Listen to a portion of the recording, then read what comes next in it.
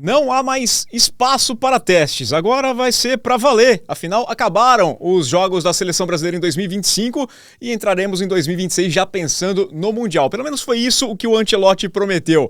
E a gente aqui vai tentar fazer um exercício, entrar na cabeça do treinador para montar a seleção ideal. Está começando agora na Cara do Gol.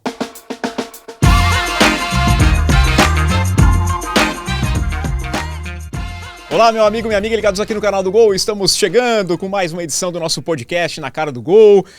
Nesta semana falando de seleção, mudando até um pouquinho a nossa data para falar de seleção brasileira. Afinal, tivemos os dois amistosos do Brasil, né? Enfrentou o Senegal, venceu o Senegal, empatou com a Tunísia. A gente vai discutir um pouquinho do que aconteceu em campo, tanto lá em Londres quanto em Lille, na França, e falar também do que vem pela frente. Copa do Mundo 2026, começa a dar aquela agitada, seleções classificadas, algumas coisas para resolver, mas principalmente qual vai ser a seleção brasileira. Eu sou o Rafael Bellatini, aqui na apresentação, pedindo o seu like, o seu hype, que você se inscreva no canal, compartilhe o canal do Gol e contando mais uma vez com o Eduardo Massa. Tudo bem, Massa? Tudo bom, e esses amistosos que deixaram a gente com algumas dúvidas, né? E uma única certeza para mim é que nós não temos assim uma seleção muito confiável, né? Acho que todo mundo tem essa sensação hoje. Tem momentos interessantes, mas no geral não passa confiança para ninguém, né? Ah, como não? Tudo bem, Rodrigo De Brum? Tô muito confiante. Não? Que a gente não vai fazer assim nada de especial, mas a gente tem aí algumas memórias do Brasil se preparar muito mal e depois na Copa do Mundo propriamente ir bem, então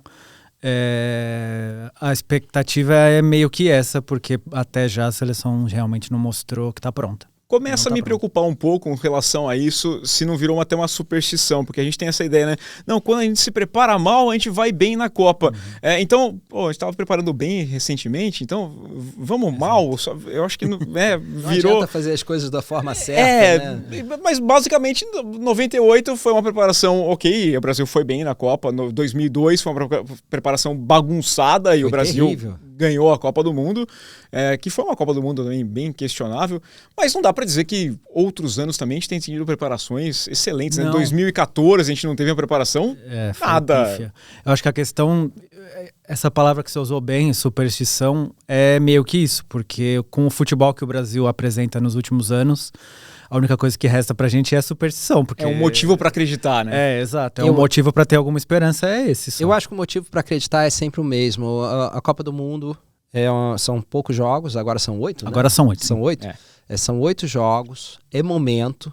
Nós tivemos seleções muito boas que caíram em momentos, porque chegaram naqueles 8 jogos e os principais jogadores não estavam bem, né? A França é uma, por exemplo, a Argentina já teve seleções assim, que dominavam na América do Sul e depois na hora da Copa os jogadores chegavam fora da sua melhor forma física, com problemas, perdiam jogadores por lesão, ou seja, o que interessa no fim é como é que essa seleção vai chegar nesse período curto de tempo. Aqueles 40 dias agora, né? A Argentina campeã mundial foi assim, não foi um trabalho de longo prazo e super bem feito. Ela se encontrou em pouco tempo e teve no seu melhor momento naqueles jogos, né? Depois conseguiu consolidar um trabalho, mas... E teve um pouquinho de acaso também, que perdeu aquele jogo com a Arábia Saudita, que fez a mudança ali também na formação, né? Então. Poderia ter sido diferente, poderia ter caído na primeira fase, com uma derrota para a Arábia Saudita, seria uma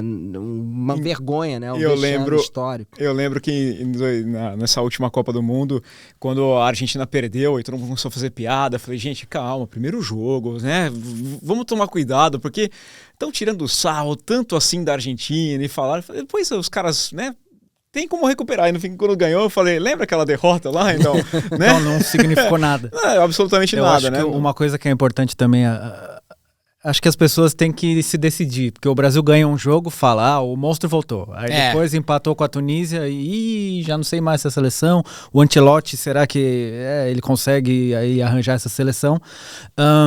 Mais um ponto importante é que ele vai conseguir treinar essa seleção naquele período ali da Copa do Mundo, né? É a única vez que ele vai conseguir treinar ali consecutivamente. Não sei quanto tempo de treinamento, que o calendário está cada vez mais apertado, das 2 semanas, talvez? Deve ser por volta Eu acho que é por volta de duas semanas. Aí vamos ver o que o Ancelotti consegue fazer aí com 2 semanas de trabalho. Acho que são 2 semanas antes de começar, e aí tem o seu jogo ainda, né? Então aí demora uns diazinhos a mais. Talvez chegue até 3 semanas no máximo. Deve ter uma coisa desse acho tipo. Que é ali que vai ser o vários fundamental. Momentos desse, né? Nós tivemos com o Fernando Diniz na goleada contra a Bolívia, foi contra... foi o 5-1. Foi um jogo muito bom e as pessoas falaram, para que a gente precisa, temos um técnico, né? Ancelotti, cumpra o seu depois contrato. Não foi bem assim, depois foi o Dorival que estreou contra a Inglaterra com vitória, foi na estreia do Dorival? Foi na estreia. Foi empate, não foi empate? Empatou com a Espanha, né? Empatou com a Espanha jogando muito melhor. A Espanha roubado, foi roubado. A Espanha teria perdido aquele jogo em condições normais. Então foram jogos grandes e a gente se portou muito bem, e eu acho que essa seleção, inclusive, pode se portar melhor em jogos grandes do que em jogos contra rivais não fracos, mas de porte médio. Por causa do estilo, né? E o próprio estilo do Ancelotti. Eu tenho a impressão que, e nós vamos discutir com certeza muito isso, que vai ser um jogo muito vertical e que vai precisar de espaço. Com espaço, nossa seleção oferece muito perigo. Nós temos jogadores velozes, nós temos jogadores no terço final que são bons no 1 contra 1, que são bons em definir jogadas, embora falte-nos um centroavante. Mas é uma seleção muito desequilibrada e que me preocupa. Por quê? Porque falta meio campo. Eu acho que falta um vazio demográfico no meio campo da seleção brasileira, que foi justamente a grande sacada da Argentina para ser campeã mundial. Não adianta você escalar os seus melhores jogadores e perder o meio campo e perder jogos que às vezes você poderia ser até favorito, né? A Argentina controla jogos. O Brasil não controla um jogo com Ancelotti. Não existe um jogo controlado com Fernando Diniz, com Ancelotti, com Dorival Júnior, mais ou menos, mas era também o menos... Estava controlado para o adversário. O mais previsível e o mais... O Brasil não perdia o controle porque nunca teve. Então, nós temos uma seleção que, por característica dos jogadores, não vai controlar o jogo. Eu gostei dessas entrevistas do Ancelotti recentemente, né? Porque ele cita até a seleção de 94 e é uma coisa que eu tinha muito como exemplo, e inclusive com essa coincidência de 24 anos sem ganhar o Mundial, né? Foi 70 até 94 e agora 2002 até 2026.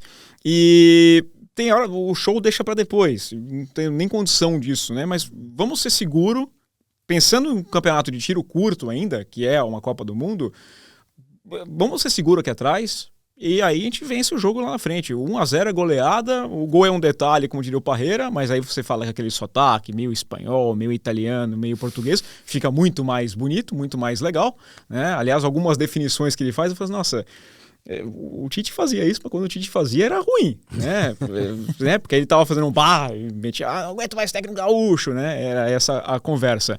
E a seleção, eu entendo que esse possa ser um caminho. Gosto da ideia dele também de começar o ano que vem. O Brasil vai fazer amistosos contra a Croácia e França, né?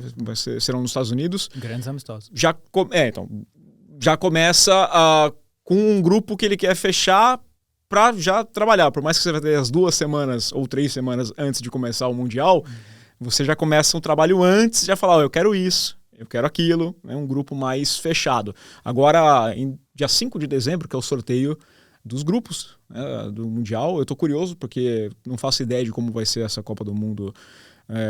Parabéns para a FIFA que mudou. E vou fazer um meia-culpa também. Eu queria fazer isso aqui eu guardei, não conversei com vocês na redação, porque eu falei que ninguém se importa, mas cada vez menos se importam com futebol de seleção, até que eu vi a Escócia. Ouvir a Irlanda já no final de semana foi muito legal, mas o que aconteceu com a Escócia ontem, né, quando a gente está gravando aqui na quarta-feira, foi legal demais, foi emocionante, foi bonito ver aquela briga ali com a Dinamarca e o jeito que tava. Eu me emocionei ali vendo aquela reta final do jogo com golaços ainda, né? Um gol de bicicleta é sacanagem. Eu acho que esses países que não têm tanta tradição, o próprio Robertson falou que ele conversava com o Diogo Jota, que queriam estar nesse Mundial porque não conseguiram estar no último, né? Por lesões, ou a Escócia porque nunca ia. As palavras do Robertson até são essas, que a Escócia nunca vai, e Portugal porque ele estava lesionado. Mas os países que não têm tanta tradição, ainda é um evento que movimenta mesmo o país, né? Curaçao conseguiu vaga, foi uma festa tremenda. Eu acho que a Copa do Mundo ainda tem ali um pouco daquela... que os jovens usam muito hoje em dia, da aura da Copa do Mundo.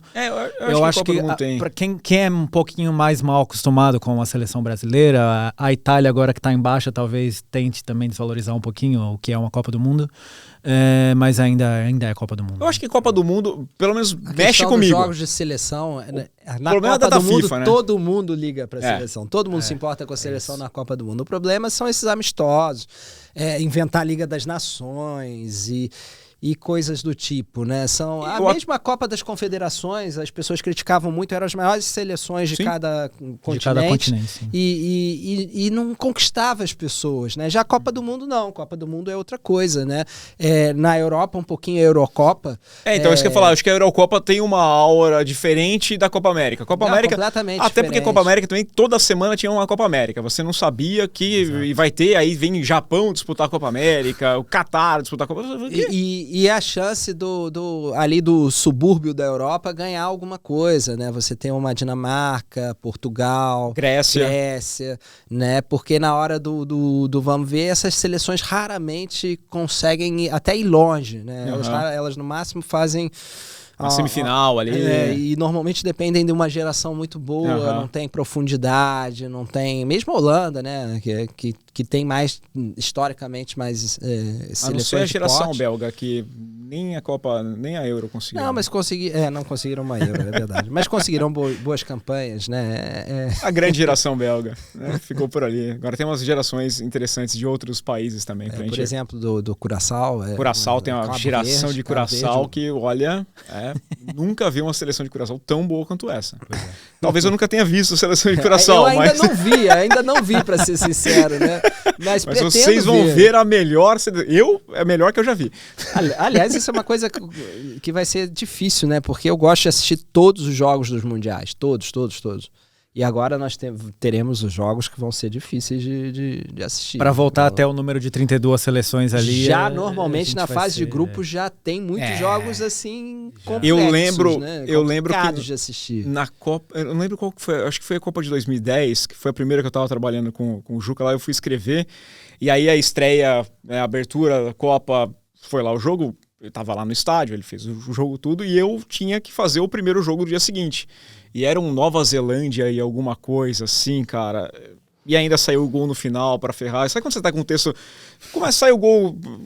A gente não vai usar o termo, mas sai o gol no começo do jogo, aí você começa a fazer pesquisa, você começa a achar, isso aqui é uma história interessante, dá pra começar o jogo por essa linha, olha que coisa legal, vai aqui, aí sai no final que arrebenta com tudo e você faz só aquele básico. Eles jogaram e foi tanto e acabou, aí você fala, sério?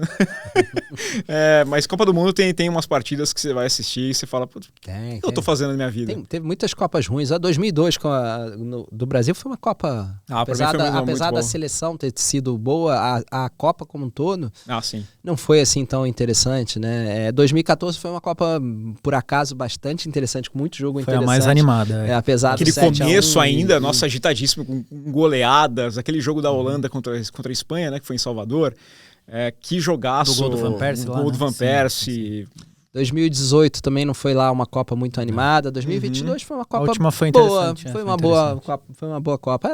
É comum, né? É comum isso, é bem comum. Eu gosto de ver todos os jogos também. Vamos ter jogos bem desinteressantes nessa fase inicial, mas às vezes também são algumas surpresas que valem a pena, né? A ver. Mas eu gostei. Eu tô curioso. Eu gostei de ver. Eu falei, nossa, me dá até aquele calorzinho assim, fala, tá vindo Copa do Mundo, né? Tá vindo. Eu tava querendo sentir isso.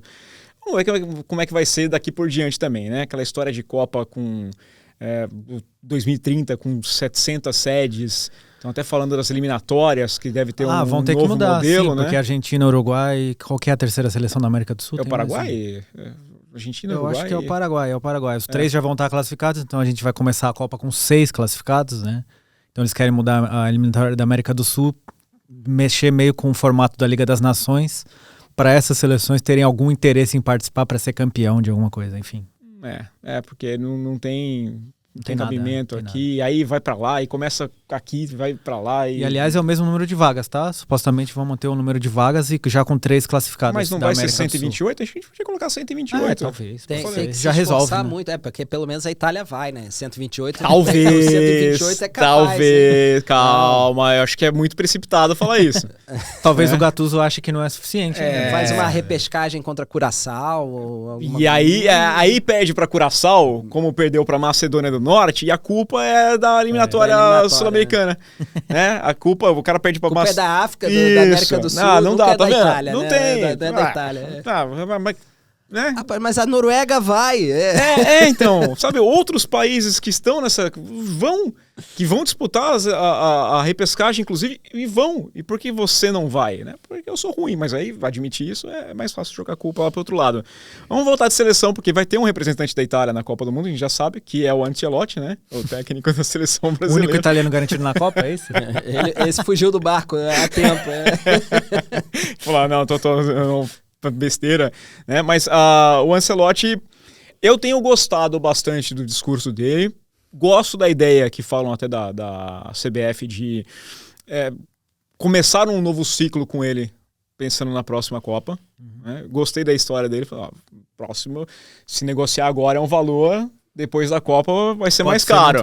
É confiante também, né? Vão ganhar a Copa, aí vai ter que negociar com o campeão do mundo, né?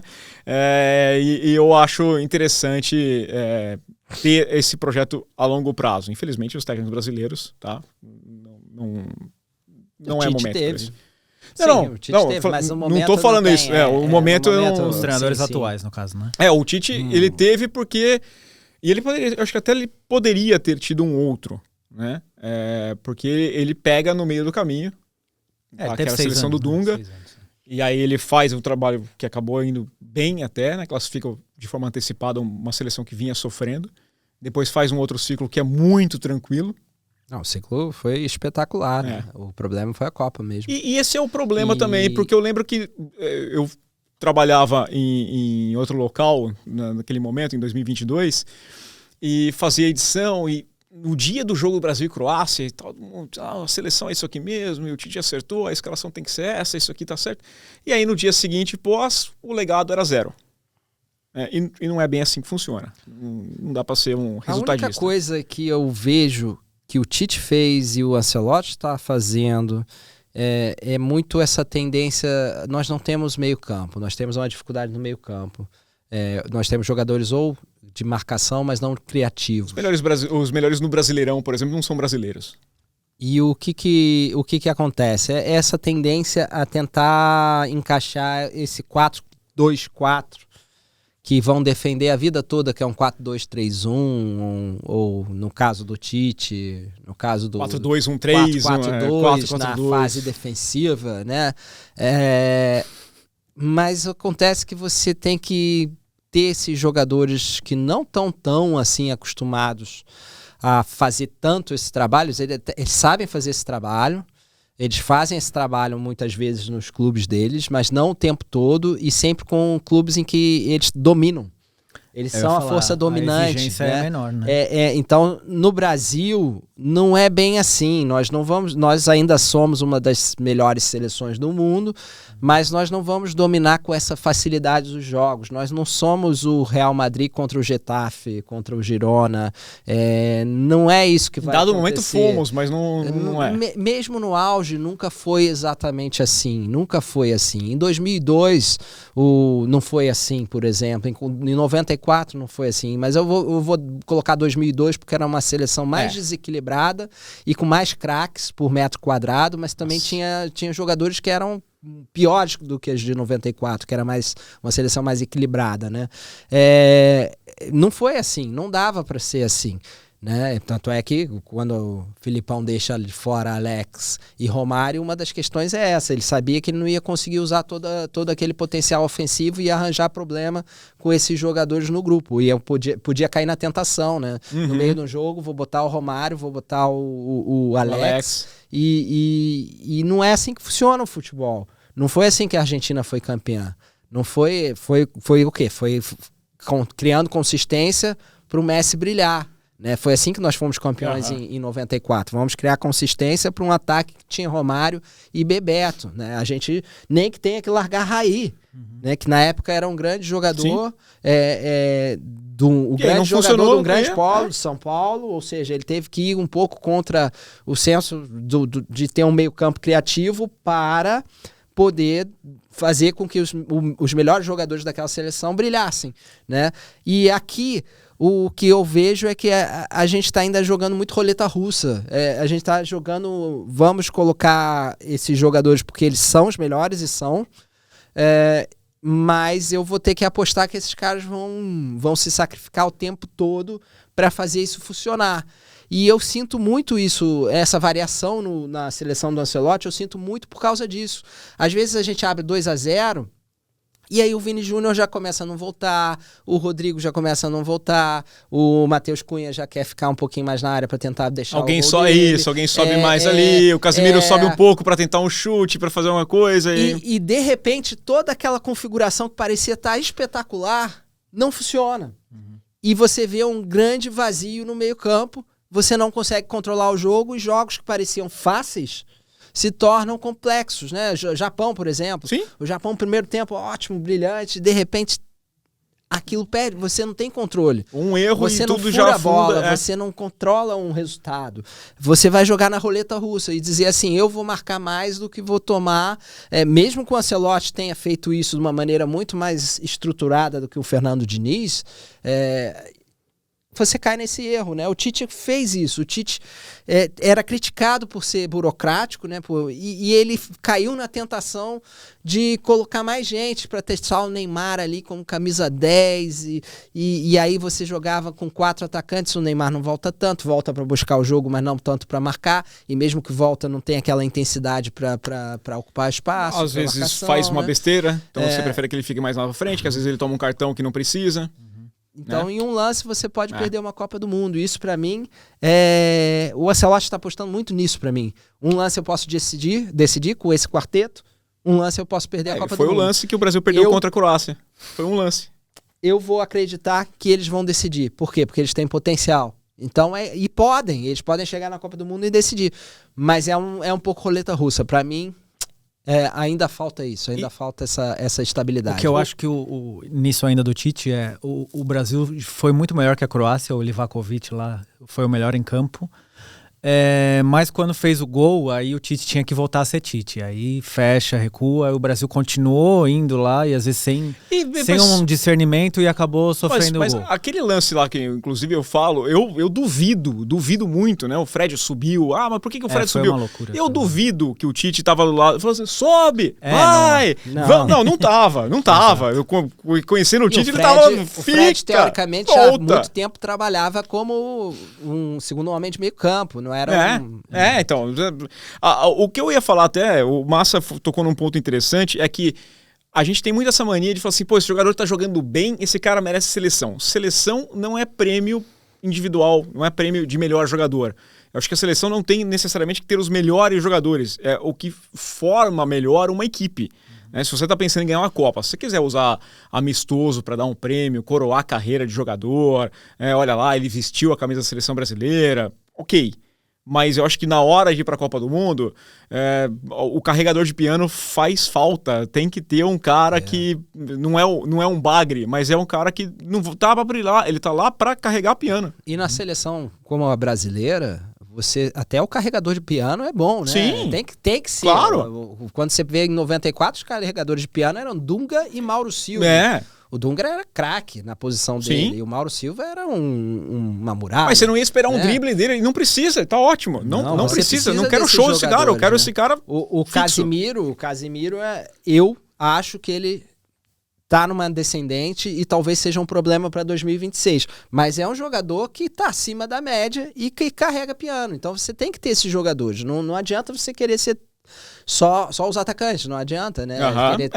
Vamos colocar quarteto, quinteto, sexteto. Você tem que pensar em funções, né, também. Então, e você tem que ter pessoas que sejam as melhores naquela função. Não adianta só colocar um em cima do outro ali, vamos jogar com 10 atacantes e... A gente vai montar o time daqui a pouco e eu acho que vai ter até um caso aqui que vai ser nessa questão de função realmente. E só pra a gente, antes de falar ali, ele passou o recado pro Neymar também. Né? O Ancelotti foi perguntado do Neymar, foi até engraçado porque ele foi perguntado por um jornalista brasileiro primeiro, então ele falou, não, Neymar é um jogador que está sendo observado, é alguém que está sendo visto, tá, ok. E aí depois veio um repórter francês que fez a pergunta e aí ele falou assim, eu achei que fosse uma coisa só do Brasil, mas é do mundo todo. É claro, o mundo inteiro quer saber, porque o Neymar é um expoente ainda do futebol brasileiro.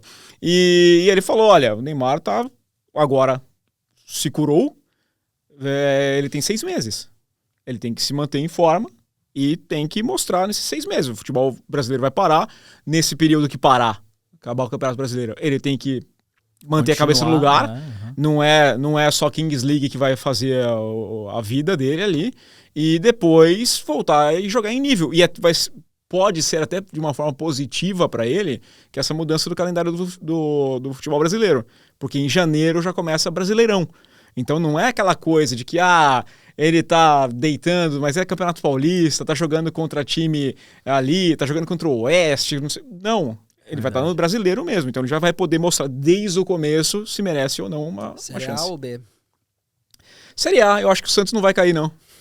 Essa vitória contra o Palmeiras, pra mim... Já deu uma Isso também é um questionamento bem interessante, né? Se o Santos fosse pra Série B, será que o Neymar continuava no Santos ou arrumava outro clube? Eu acho que é pros Estados Unidos. Arrumava outro clube. Eu ia pros Estados Unidos ou pra a Arábia ele já foi, né? Na Arábia o pessoal não vai pegar ele, não. Certo, ou ficaria até num outro clube no Brasil, né? Tem clube querendo ele aí. Fluminense. Falaram do Fluminense levar... eu não sei. Bom, mas tem a chance, Neymar, claro. Aí me perguntaram, inclusive mandaram uma pergunta, por isso que eu falo para vocês mandarem perguntas, comentários pra gente. Perguntaram no nosso YouTube, no vídeo, vou pegar o nome inclusive de quem mandou a pergunta, mas ele falou assim, se o Neymar tiver condições, né, vocês convocariam? Eu falei, o Neymar com condições físicas, eu não vejo jogador... Se ele tiver condições físicas e técnicas, ou seja, se ele não tentar aquela lambreta, né? Que ele tentou lá, né? Não é só física, porque quando ele está em campo, mesmo bem fisicamente, ele não tem rendido. Se tiver em condições físicas e técnicas, ele tem que ir porque ele é o melhor jogador do Brasil. Agora, se você me perguntar, você acredita que o Neymar vai chegar em condições físicas e técnicas? Rapaz. É difícil acreditar.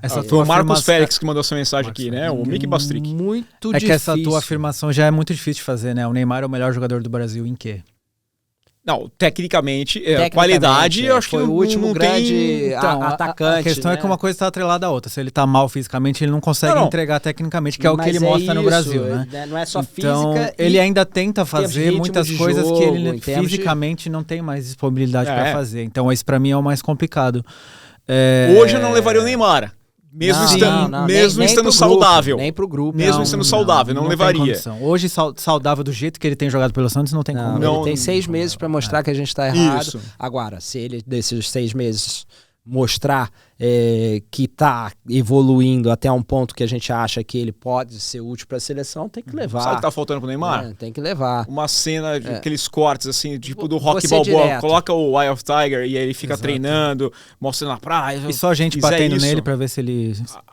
Se o Neymar tiver bem, depois vamos lá para março, começar a fazer jogos em sequência, não pode ser um jogo, tem que ser em sequência, bons. Você escalaria o Vinícius Júnior ou o Neymar?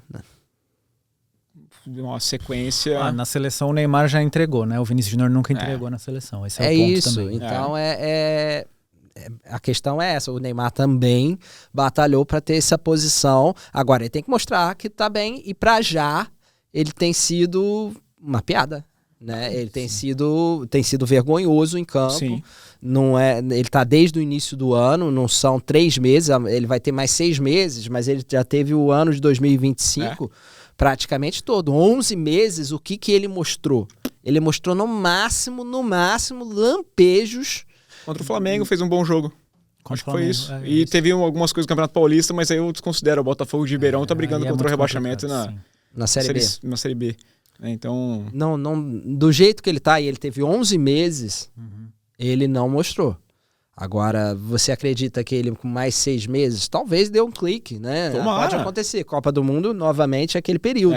Em 2002, o Filipão apostou num Ronaldo que já estava... Que estava capenga. Sim. Isso. A gente não sabia como o Ronaldo ia chegar. Ele apostou. Ele tinha que apostar entre Romário e Ronaldo. Ele falou, vou apostar no Ronaldo, que era muito mais jovem do que o Romário, mas estava numa situação complicada, né? A gente vai...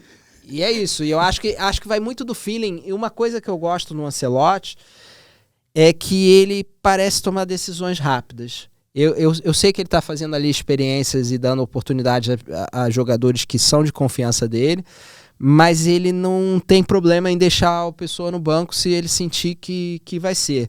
E aqui, para mim, vai uma sacada que é...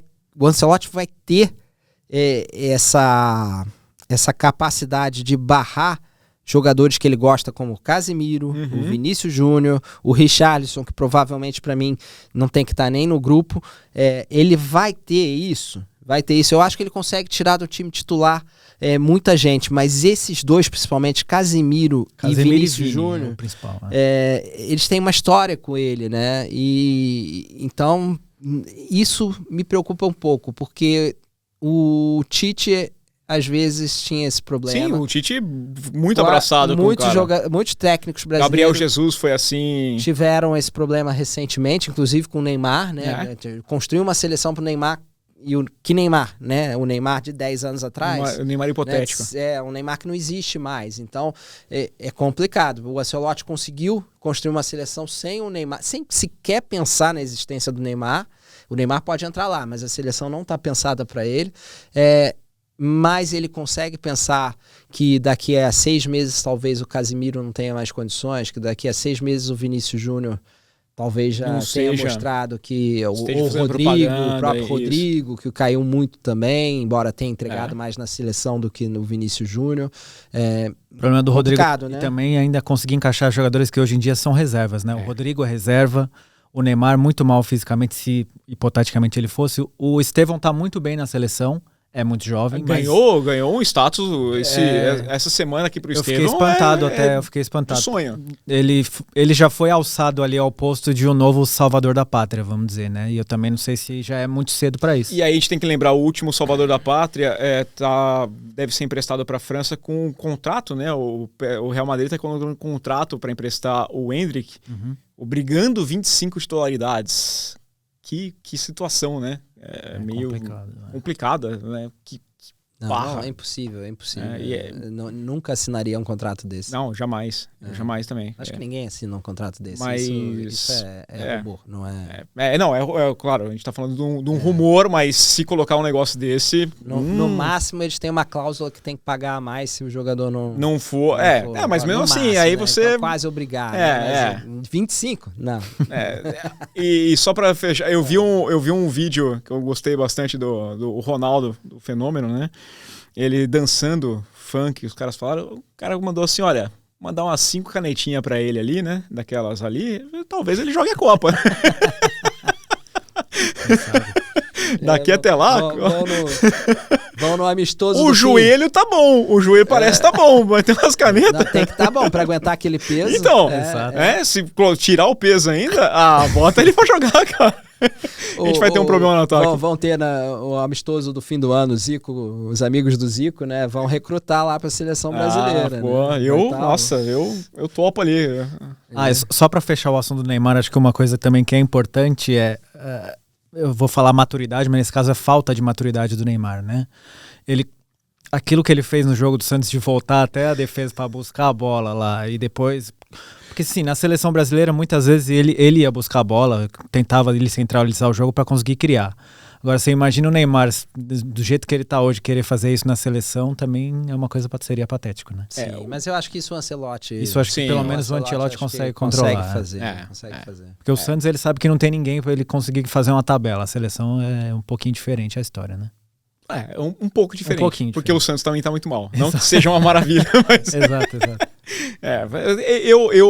Pessoal, aqui jamais vai ter hater do futebol do Neymar, pelo amor de Deus. O Neymar é um craque absurdo. Eu só lamento, o que eu falo é que é triste você ver um cara com tanto talento ser desperdiçado. A sensação é essa.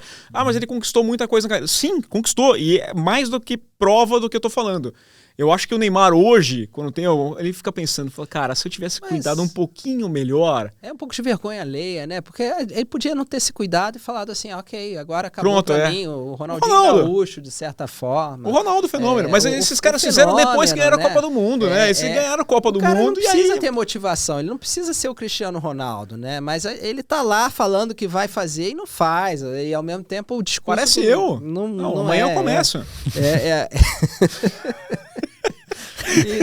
E não faz, né? Então o cara tem que tomar até a gente falava do Romário na época, o Romário não gosta de treinar. Cara, o Romário se dedica muito mais do que esses caras aí pra carreira dele, olha pra carreira dele de uma forma que o Neymar parece que não olha. Ele diz que olha, mas não tá nem, parece que não tá nem aí pra carreira dele, eu acho que ele sonha em disputar a Copa, mas o dia a dia do futebol já não é mais pra ele. Já não é mais pra ele. Já não é mais pra ele. Tem muita coisa em volta ali, tem muita... e aí é complicado. Kings League, pô. Ser campeão do mundo na Kings League. Legal, caramba. Vamos lá. Agora a gente vai montar a nossa seleção, mas até um detalhe, a gente pediu para todos os nossos colegas mandarem também seleções e mandar time pra gente ir conversando. Vamos fazer o nosso aqui. Vamos trazer... de vez em quando. Eu vou começar até aqui com o Daniel Ginonádio. Primeira escalação vai entrar, é a dele aqui, que ele foi o primeiro a mandar, então eu vou começar com ele aqui. Ele falando do Alisson, Militão, Marquinhos, Gabriel Magalhães, Douglas Santos, Casimiro e Bruno Guimarães, Estevão, Matheus Cunha, Rodrigo e Rafinha. Essa convocação aqui do Daniel, daqui a pouco eu trago do Rian. Rian é o próximo nosso aqui, tá? Ele falou que, o Daniel ainda falou que segurou para não colocar o Luciano Juba.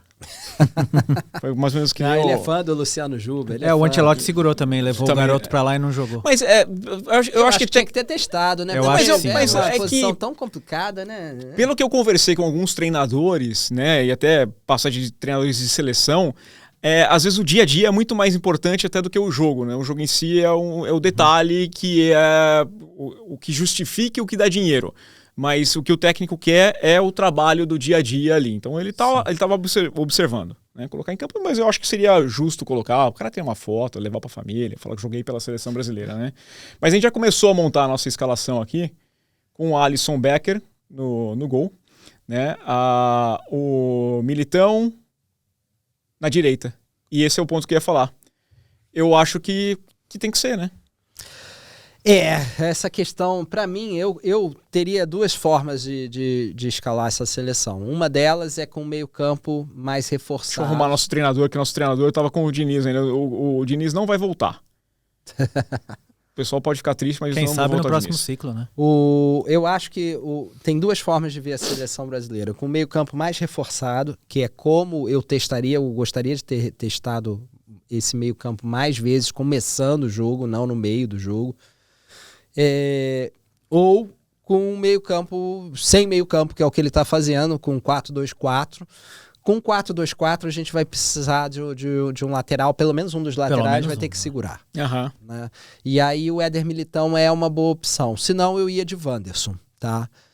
Se fosse para jogar com laterais... acho que é justo.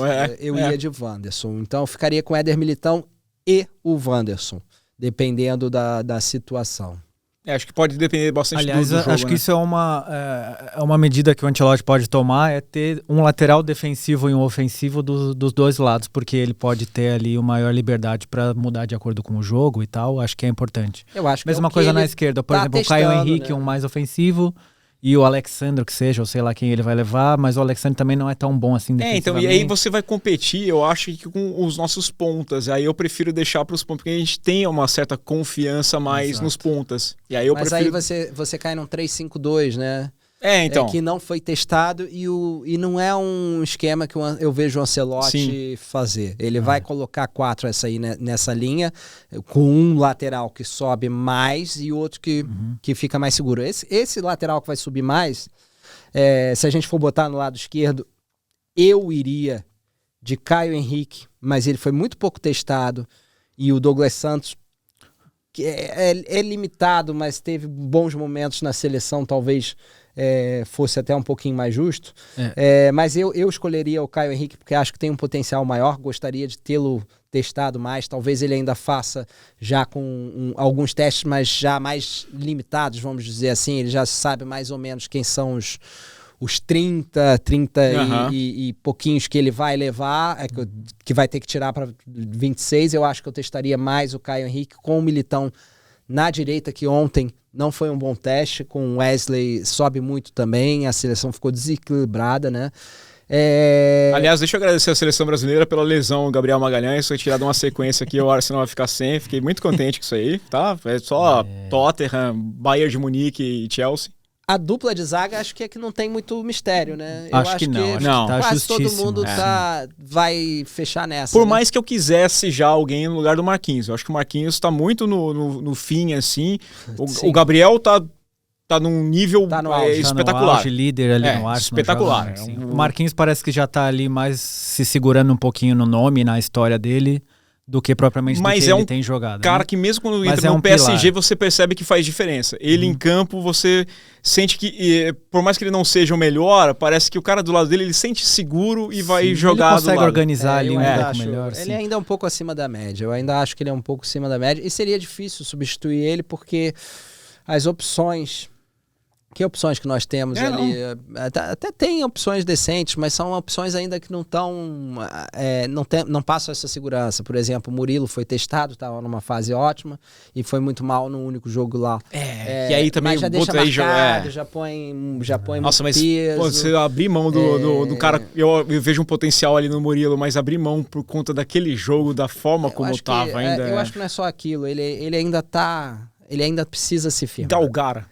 Né? Galgar patamares, pessoal. Ainda sobre a lateral esquerda aí, o Caio Henrique, acho que ele jogou 45 minutos com o Ancelotti, né? Esses contra a Tunísia, acho que não jogou mais que isso. Também das outras vezes que era pra ele ter ido, ele lesionou algumas das vezes. Ele jogou mais. Mas eu não sou assim tão fã do Douglas Santos, mas nesses jogos que ele teve a chance de jogar, ele foi mais sólido que o resto. Então eu acho que ele garantiu uma vaga dele na Copa. Eu não sei se ele vai ser titular ou reserva, mas a vaguinha dele na Copa eu acho que tem. Hoje, dos que jogaram, eu acho que eu iria de Douglas Santos. Foi o que comprometeu menos. Eu acho que pela equipe aqui a gente vai ter a eleição do Douglas Santos, tá? Eu tava propenso aí no Caio Henrique. O Rian mandou... O Rian do Loucuras. Eu gostei bastante desse nome aqui. Mandou lá Alisson, Militão, Marquinhos, Magalhães, Douglas Santos, Casemiro, Bruno Guimarães, Estevão, Rafinha, Vini Júnior e Rodrigo. Vamos de Douglas Santos, então. Vamos de Douglas Santos na esquerda. Eu prefiro o Caio Henrique, mas vamos lá, também acho justo. E aí, nós vamos... Aqui, pra mim, é um problema, né? Todo mundo do Casemiro e Bruno Guimarães. A maioria é essa, né? A gente tem... O Luiz também foi. O Luiz foi com Alisson, Paulo Henrique, na direita. Marquinhos, Gabriel Magalhães, Douglas Santos, Casemiro e Bruno Guimarães, Rodrigo, Estevão, Rafinha e Pedro no ataque. Pedro no ataque, acho que é o único, né? O usador. Aliás, vamos chegar lá. A gente já fala do Pedro depois. Vamos falar do Casemiro. Todo mundo colocou também Casemiro e Bruno Guimarães, acho que um pouquinho resignados. Eu coloquei meio que assim, parece que eu tenho que fazer isso, sabe? Eu não queria... Tem várias questões aqui. Para mim, o Casemiro precisa de um substituto. O Ancelotti trouxe até o Fabinho para ver se é uma possibilidade. O substituto natural seria um André. O Wolverhampton está numa fase tenebrosa. O André e o próprio João Gomes, né? Poderia também ser o João Gomes jogaria ali mais um pouco, fazendo um pouquinho do Bruno Guimarães, mais um segundo homem. Um primeiro homem seria Casemiro e André ali. É claro que o João Gomes poderia fazer também, mas aí já também cai muito o nível. O André Santos também pode fazer isso, mas ele gosta muito de subir. E são essas as opções. O Casemiro é uma opção que dá segurança a curto prazo, mas eu já vi nesses dois amistosos em que vários lances em que ele estava correndo atrás dos jogadores e numa velocidade que preocupa, né? E o Casemiro... O Casemiro é muito acima da média, é um cara que estava entre os melhores da posição no auge dele, mas ele já não passou, passou o auge, né? No United mesmo, né? A gente tem visto cada vez... Ele começou bem a temporada, mas eu acho que agora já começou a empilhar jogos e ele já começa a não aguentar. Eu acho que nos amistosos agora contra a França e contra a Croácia, a gente vai ter uma noção. correta, porque eu também fiquei com essa impressão que ele estava correndo atrás. Aí eu falei, contra o jogador da Tunísia. Falei, mas tudo bem, a parte física, mas a técnica do cara não é tão assim apurada. E mesmo ele tá correndo atrás. Ele tá disposicionado por falta de capacidade de recompor. Então... Né, que era uma coisa que ele tinha. Então o Casemiro é um ponto fraco nessa seleção, novamente, nada contra o Casemiro. Pelo contrário, o Casemiro tem uma história imensa no futebol. Ele foi um gênio na posição dele, não é mais. Eu acho que ele tem que estar no grupo, mas o Ancelotti tem que estar de olho, tem que observar bem se o Casemiro, durante aquele tempo, vai estar realmente em capacidade física para aquilo, e ele precisa ter um nome para substituir. Quem vai ser esse nome? Vai ser o André? Vai ser o Fabinho? O Fabinho é outra que... o Fabinho eu nem lembrava que estava jogando ainda. Não dá mais. O Andrei Santos, no Chelsea, vai fazer essa função? Ele vai treinar essa função? Faz, Normalmente ele está mais avançado, né? Não tem. Quem que vai fazer essa função? Ele precisa ter um nome para o reserva. O Casemiro, para já, é o titular para mim, acho que para todos nós, mas cientes de que daqui a 6 meses... ele pode ter que tomar uma opção e ele tem que preparar alguém para substituir, né? E aí tem um problema. O Douglas Luiz pareceu que ia vingar, não vingou. O André estava bem até agora há pouco, mas já não está mais. O Wolverhampton também não ajuda. A mesma coisa o João Gomes. O Andrei Santos é um jogador, primeiro, que para mim sobe muito mais e faria muito mais uma função de meio campo ali junto com o Bruno Guimarães e não esse primeiro homem de combate. Mas são essas as opções. O Bruno Guimarães não é essa opção. Gente, se você depender do Bruno Guimarães para ser seu primeiro volante, ainda mais numa equipe com 4 jogadores com tendências ofensivas muito fortes, vai ser difícil, tá? Vai ser difícil. Por isso eu reforçaria esse meio campo, tá? Eu vou já escalar o meu meio campo, eu botaria Casemiro e mais 2 homens que conseguem fazer o box-to-box. Poderia ser o Bruno Guimarães e o Andrei Santos, mas poderia ser praticamente qualquer nome desses. Poderia ser o André com o João Gomes. O Joelinton, João Gomes, até o Andrés Pereira, se tiver em grande forma, que eu acho que não, o Douglas Luiz... Aí eu pegaria quem tivesse em melhor forma naquele momento, nesse semestre antes da Copa. Hoje eu iria de Casemiro, Bruno Guimarães e testaria o Andrei Santos num trio de meio campo, que não vai ser o que a gente vai fechar aqui provavelmente, porque acho que eu sou o único que ainda aposta num meio campo mais forte e menos atacante, né? Que encher o time de volante, né? Eu quero encher o time de volante. Se o Ancelotti gosta tanto assim de 94, a receita então, mas aí próxima. Que tá o ponto, né? Se fosse ser o Ancelotti e falar assim, aí o cara fala, mais um volante, não aguento mais esse técnico gaúcho. Eu acho que o Tite perdeu a Copa por causa disso, inclusive. Né? Então, eu vou manter a consistência. Eu formaria um meio campo com 3 homens com capacidade tanto para ir para frente quanto para marcar. Um mais fixo, Casemiro ou André, e 2 que subam mais, que pode ser pode ser vários, né? Vamos fechar o Bruno Guimarães? O Bruno Guimarães está confirmado. Teve um crescimento de produção também grande, né? Eu botaria Andrei Santos hoje e Bruno Guimarães, mas poderia ser qualquer um desses nomes se estiverem em boa fase, basicamente. É engraçado que a melhor atuação do João Gomes ultimamente foi no Tiny Desk, né? Foi bem. Eu tinha que fazer essa... porque eu sempre fico pensando em um e no outro. Quando fala de um, eu penso no outro. Bom, vamos fechar dessa forma. Aí tem esse meia, se a gente vai criar algo a mais, se a gente vai... Eu já falei, o meu voto seria ali um meio campo de 3, com Casemiro, Bruno Guimarães e hoje o Andrei Santos para testar. O Paquetá para mim já não dá. O Gerson saiu do jogo. E sobra, a verdade é que sobra ali Andrei Santos, Joelinton, que teria a vantagem de ter o Bruno Guimarães e o Joelinton um bom entrosamento, né? São jogadores que dariam respiro para esse trio de ataque. O trio de ataque é muito bom, não importa quem a gente escolher. E se a gente jogar como o Brasil, na coragem, e bota 4, vamos pra cima, joga como o Brasil. Lá. Eu acho que a questão se a gente tem o Militão e o Douglas Santos, eu acho que até dá pra jogar com 4 atacantes. Então. A minha questão só é essa.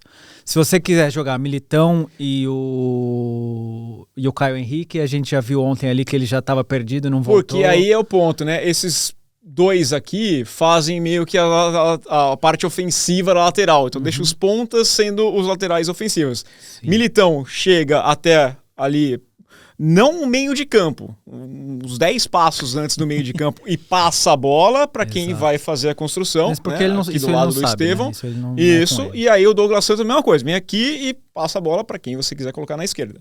Para mim, no máximo. Né? Ou então distribui aqui no meio para ir sair. Santos foi o melhor defensor do Campeonato Russo, foi eleito algumas vezes. No Atlético Mineiro, no início de carreira, umas vezes ele jogou como volante, ele consegue construir um pouquinho pelo meio. Sim. Só não deixa ele avançar muito para não deixar aquele buraco que é o que geralmente acontece. Que é para não empolgar, porque aí numa dessa, aí o Bruno Guimarães subiu também, de repente você olha e fala assim, tá só o Gabriel Magalhães assim. E o Casemiro correndo para trás desesperado. E o Gabriel assim. Com o meio campo mais forte, a gente conseguiria botar um Wanderson, por exemplo, na direita em vez do Militão, né? Também. Sim, então. O que eu não colocaria o meio campo mais reforçado hoje em dia é porque eu acho que o Andrei Santos ainda não tá pronto. Ele é excelente, mas eu acho que ele ainda não tá pronto. E as outras opções, o Joelinton pra mim não acrescenta muito. Cara, o eu acho que é por isso que eu colocaria mais os atacantes, que eu acho que até o Ancelotti já viu que ele não pode mais contar com as outras peças, ou porque não tá pronto, ou porque ele não confia. Eu acho que o Joelinton, eu gosto, assim, quando eu vejo o Joelinton jogar, eu acho que ele tem um potencial para... Quando falou da seleção de 94, me veio bastante na cabeça de pensar ali assim, o cara que um Mazinho ele ali, cumpre, né? O Mazinho era a referência. Você pegar assim, o cara que vai cumprir a função. Eu não tenho esse problema todo. É que as pessoas veem Joelinton, joga onde? Ele não tá. Se ele jogasse no Chelsea e tal, todo mundo fala, nossa, porque ele joga no Chelsea. Também lembram que ele era atacante, depois foi recuado. Isso, virou meio, mas pô, até aí, cara. Ruim de bola. Aquela história, não é um bom jogador de seleção, né? Não ele não é o Leomar, ele tá muito mais Mazinho do que. A Argentina foi campeã do mundo com vários jogadores que também não eram de seleção. Sabe? É cumprir função, não interessa o que isso não existe mais também. A galera acha que o Brasil é o Brasil de 82, o Brasil de 82 não existe mais. O Brasil de 2002 tinha Kleber. Sim, tinha, né? O Gilberto Silva era um grande jogador, mas estava lá. E ele era o cara que não era para dar show. Ele era o cara que cumpria, inclusive fazia isso no Arsenal com extrema qualidade. É o cara que tá lá para cumprir a função dele e faz o trabalho bem feito. Aliás, isso do equilíbrio que o Massa citou, o Felipão meteu 3 zagueiros e um volante fixo, o Gilberto Silva, e o Kleberson, que avançava, era um box-to-box, mas era um jogador que também recompunha bem. A seleção do Ancelotti ainda não pareceu ter esse equilíbrio, né? A questão é mesmo essa. Isso, ele ainda busca. Em alguns e é difícil com um ciclo curto assim, né? O cara chega no meio do caminho. Com o material, ele tá tentando encaixar o que ele tem de melhor. E o que ele tem de melhor tá aqui, agora. Agora que a gente vai falar o que o Brasil tem de melhor. Aqui na direita eu acho que não tem a menor dúvida quem vai ser na ponta direita, né? Já pode pôr, já. O Estevão, ele conquistou essa posição muito rapidamente, né? E a moral que ele tá com... A gente estava até brincando hoje, né? Ele vai igualar em breve o número de gols do Vinícius Júnior. 11 jogos, 5 gols na seleção, e o Vini tem 8 em 45, acho que a gente viu. 45. É a prova aí que o Vini realmente na seleção, ele não sei o que mesmo com o Ancelotti, ele não consegue entregar. Não entrega. E tanto que muitos criticavam que ele tinha saído no primeiro tempo do jogo contra a Croácia. Você não podia... Tinha que ter tirado. Ele não estava fazendo um grande jogo. Ele não fez um grande jogo. E o Brasil fez 1-0 depois que ele saiu também. Não foi como se ele tivesse sido a diferencial, né? Sim. Não. Mas é engraçado... Essa função para mim é do Rodrigo, no meio. Rodrigo Rafinha. Eu acho que aqui nesse meio... Aliás, eu acho que é uma boa alternativa pro Rodrigo. Eu gosto do Rodrigo e eu via ele bastante como um 10, como um cara para ser essa distribuição. Ele pode chegar, ele tem um bom chute de fora da área, ele tem um bom posicionamento, ele tem uma boa visão de jogo. Tabela bem. É o cara que pode aparecer como... Tecnicamente, ele talvez seja o melhor de todos aí. Eu acho justo o Rodrigo ainda. Talvez ele não tenha tanta velocidade quanto as outras opções para ponta. Mas então, por isso mesmo que eu colocaria ele aí. Eu acho que nessa posição ele funciona bem e ainda te dá uma opção de variação. Se durante o jogo você precisar, você tira alguém e coloca, né? Fizemos 1-0, estão começando a apertar, eu tiro o Rodrigo, coloco um Joelinton que seja, e jogo o Rodrigo, tiro o Vini, jogo o Rodrigo para a esquerda e boto o Joelinton aqui no meio para fechar mais lá atrás. Eu acho que Rafinha. ainda nessa linha que a gente tava falando, o que eu ia dizer é, eu bancaria o Vini Júnior e colocaria o Rafinha. Bancaria, no caso, colocaria o Vinícius tá Júnior errado. no banco. Eu sou contra o verbo bancar, que vocês estão usando de um falso cognato. Rafinha pra mim também. Travei essa batalha aí com o pessoal da NFL. Eu acho que o Vini tem que estar no grupo, mas já deu. Eu acho que o Vini não consegue na seleção. É impressionante. Ele tenta, ele vai pra cima, ele não se esconde, mas a capacidade dele de produzir algo é quase nula, né? Talvez acho que o banco faça bem pra ele ainda. Eu acho que pode fazer bem. Fora você ganhar um baita de uma opção pro segundo tempo, que botar o Vini Júnior no segundo tempo pra correr. E até nessa situação, mesmo que você esteja ganhando, se você deixa o Vini no banco, tá ganhando, reforçou um pouquinho lá, mas você deixa o Vini lá na frente pra manter o pessoal, ninguém pode subir, porque o Vini vai pegar numa velocidade e vai causar. Eu barraria o Vini Júnior hoje. Também barraria. Daqui a 6 meses eu não sei. Hoje eu barraria o Vini Júnior. A gente tá montando a seleção hoje aqui, inclusive, até um detalhe, o jogo da seleção brasileira, a gente tá falando da moral que o Estevão ganhou, não foi por acaso. O que ele fez contra a Tunísia, o Brasil teve chances tudo por ele. Ele foi o melhor do Brasil, foi o melhor do Brasil. E como tinha coragem, ia lá e driblava, né? Aquela coisa que a gente via no Palmeiras ele fazer, e era legal você ver com 16, 17 anos ter essa personalidade e ir pra cima, e a gente brincava até que o Abel em alguns momentos se apoiava demais em bola no Estevão, mas ele pede isso. Não é à toa. Ele pede isso. Sim. E aqui eu vou citar 2, já que a gente vai falar no último nome, né? 2 nomes que eu acho que ganharam vaga pro ano que vem, não sei se vão ser titulares, que é o Matheus Cunha e o João Pedro. Justamente porque quando entraram, corresponderam, né? O João Pedro depois teve problemas físicos, ele tá com problemas físicos, as pessoas têm que lembrar isso, porque ele tem uma queda de produção muito grande, mas ele não tem... eu vi uma entrevista do Maresca em que ele dizia, o João Pedro nem treina, ele tá jogando no esforço, porque ele tá com uma lesão crônica, né, que ele tem que parar para tratar. E aí esse vai ser o ponto, né? O Chelsea precisa dele e põe ele. E o Matheus Cunha, que também as pessoas criticavam muito o Matheus Cunha. O Matheus Cunha ontem não teve bem, mas no geral ele mostrou que ele pode ser sim opção e vai estar no grupo. Eu acho que o Matheus Cunha vai estar no grupo. Até porque não importa quem a gente vai escalar aqui hoje. O Rafinha, por exemplo, tá machucado. Vai ter sempre um deles. O mais normal vai ser um deles não tá na sua melhor forma. Então, eles vão ter que revezar. Eu vou de João Pedro. Eu acho que em condição eu colocaria o João Pedro. Eu gosto do Matheus Cunha. Eu acho que o Rubem Amorim conseguiu...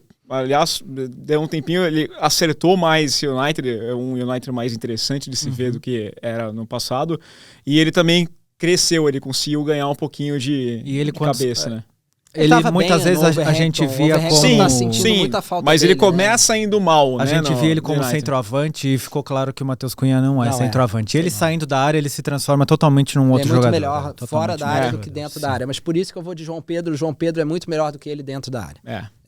Então, se a gente precisa de um cara que tem força física, sai da área para revezar ali com os outros e ainda entrega gol, eu vou no João Pedro. Ele não é um artilheiro nato. Mas até o próprio Maresca disse isso, né? Mas que ele não é um jogador de fazer gol. Quando você deixa ele mais fixo, ele entrega gol. Ele tem essa coisa de querer fazer o gol, que o Matheus Cunha é aquele jogador que olha pro gol e passa pro lado, né? E o João Pedro não. Tem já esse faro mais definido de gol, né? De definir jogar. Eu só sinto falta muito. A gente fez o programa dos 9, eu sinto muito falta daquele cara que você... Difícil, né? Não tem, predador, né? A gente estava discutindo hoje ali cedo, eu fui pesquisar porque eu achava que o Pedro tinha sido titular alguma vez na seleção e nunca foi titular. 6 jogos e 1 gol. Imensas vezes ele teve a lesão no joelho, foi no treino da seleção brasileira. Tantas vezes que ele foi convocado e foi cortado ou pela seleção ou se machucava antes. Né? A primeira vez foi no Fluminense, ele ia para a seleção. Talvez seja uma providência para impedir o Hexa do Brasil. Talvez quando colocar aí ele ali, ele vai resolver. Eu acho que até o Pedro acho que ia para outra liga, ele não ia para a Fiorentina, né? E ele lesionou e depois acabou indo para a Fiorentina. Negociações com o Real Madrid. Era com o Real Madrid. Era com o Real Madrid, ele estava em negociações com o Real Madrid. É um jogador... A carreira dele teria mudado completamente, mas completamente. Não foi só por causa disso, né? Ele teve vários problemas, físicos principalmente, mas também pelo jeito de comportamento, né? De treino, de... Vou botar o João Pedro aqui, eu acho que o João Pedro merece essa posição. A gente fecha aqui. Deixa eu colocar, a gente tem 2 colegas nossos, pedir pro Gonçalo só um tempinho aqui na tela, porque eu vou colocar os nossos colegas que mandaram em vídeo. Temos nossos artistas. Vou começar com o Bica, mandando a escalação dele. Vamos lá, ouvir o que o Bica tem para dizer. Deixa eu colocar aqui na tela inteira e a gente acompanha aqui a opinião dele. Fala galera do Gol, aqui Gustavo Bica, para falar do que eu imagino ser a seleção ideal neste momento para a Copa do Mundo. O meu time começa com o Alisson, acho que é o goleiro, a melhor opção que nós temos para a meta nesse momento, sempre foi um goleiro seguro, não tem muito o que debater sobre ele. Na lateral direita, o Éder Militão se firmou nessa data FIFA, na partida contra o Senegal, e acho que é o dono da posição. Desde o último ciclo, desde a última Copa do Mundo, ele já se mostrava a melhor opção que nós temos, mesmo que seja um defensor. Jogando improvisado, eu acho que o Éder Militão é o dono da posição e a melhor opção que nós temos nesse momento para a lateral direita.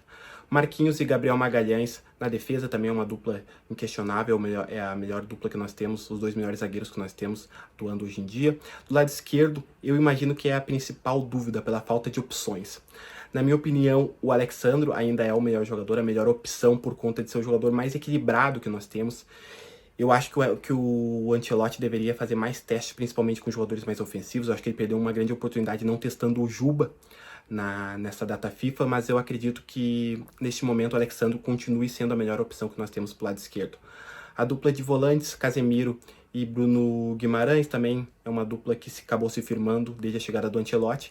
E o meu quarteto ofensivo do meio para frente é formado pelo Estevão e o Vinícius Júnior pelas pontas, e no meio de campo o Rafinha.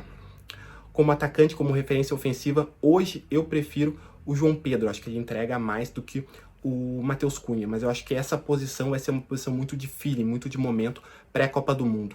Então, eu acredito que o Ancelotti ainda vai fazer bastante teste em relação a isso, mas hoje eu iria com o João Pedro.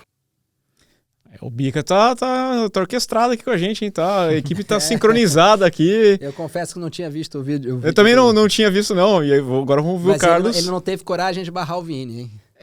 Vamos ver se o Carlos barra o Vini. O Bica é jovem ainda, ele não tem essa moral. Vamos lá, o Carlos. Fala, Rafael, tudo bem? Pois é, vou deixar aqui a minha seleção, então, que eu acho que deveria começar jogando na Copa do Mundo. Vou enquadrar ela no 4-2-4 na fase ofensiva que o Ancelotti vem usando, tá? O goleiro é o Alisson, e aí se tiver pênalti, a gente muda tal qual o Van Gaal. Lateral direita, Wanderson, Militão, Magalhães e Douglas Santos. O duplo pivô com Guimarães e Casemiro. E na frente, Estevão, Rafinha, Cunha e Rodrigo. Podem cornetar agora. Um abraço. O Carlos foi mais corajoso. Barrou o Marquinhos e barrou o Vinícius Júnior, né? O Marquinhos eu acho que é justo barrar se o Militão não for para a direita e tiver bem fisicamente. Sim. Porque o problema do Militão é que também tá bem fisicamente. Né? Tem que estar bem fisicamente. Seria justo. Entre Militão e Marquinhos... sim. Os dois têm problemas, né? Os dois nem sempre são muito seguros, fiáveis, né? Mas são boas opções, opções. Melhor, o que não pode é entrar de Fabrício Bruno. Não. Até a questão do goleiro, o pessoal tava comentando bastante, assistindo a transmissão do Sub-17, falou que tem que levar o João Pedro, o garoto da seleção Sub-17, leva ele pra disputa de pênaltis, o garoto é um monstro. Ele acerta todos os cantos. É impressionante. O feeling, né?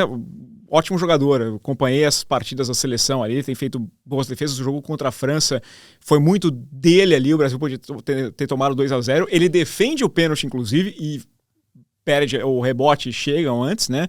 Aliás, um bom trabalho da França, porque o jogador que faz o gol, ele fica ali andando, ele não tá o tempo inteiro. Na hora que o jogador vai correr para cobrar, ele começa a correr junto e os jogadores brasileiros estão em cima da linha parados. E aí ele chega para que na hora que cobra, ele entra na área. E aí os jogadores brasileiros vão começar a arrancada e ele já tá no pique, então por isso que ele chega 2 metros na frente dos outros jogadores, porque ele já tava nessa ideia.